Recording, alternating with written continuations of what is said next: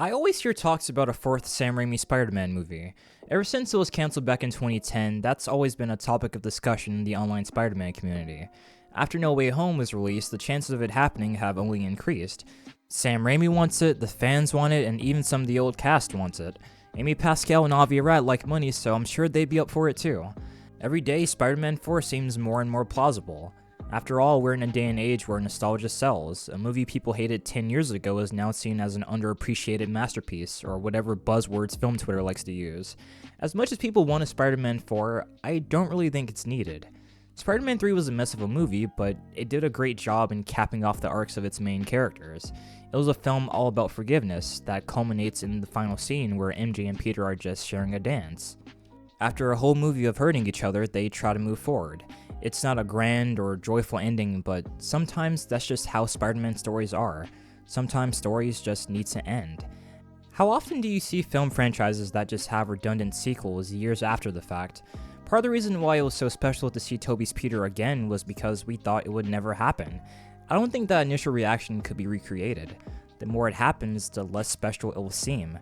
Spider-Man 4 could end up going one of two ways. Either it'll end up being a good movie that continues Peter Parker's story while giving it a conclusion, again, or it could be a film that's disappointing to fans of the trilogy and potentially impact its legacy. Some could argue that the movie would be a way for Sam Raimi to redeem himself, which has always been a weird statement to me. In my opinion, he never had to redeem himself. He's a filmmaker that went from shooting movies in the forest with his friends to making 3 major blockbusters based on his favorite superhero. Not only did he innovate the comic book movie genre, but filmmaking as a whole. One critically panned movie doesn't change that. Not back then, and especially not now. If Sam Raimi feels like there's a unique story to tell with Spider-Man 4, then I'll welcome it. I don't want a Logan-type Spider-Man movie. That'd be garbage. Not saying that Logan is a bad movie, but Logan is a story that works for Logan, not Peter Parker. Spider-Man fans have to realize that not every Spider-Man story has to be grim, dark, and depressing. Yes, his stories do contain darker themes and elements, but he's a light character that tries to crack jokes and be the best person he can be in spite of everything. That's why the character is so powerful.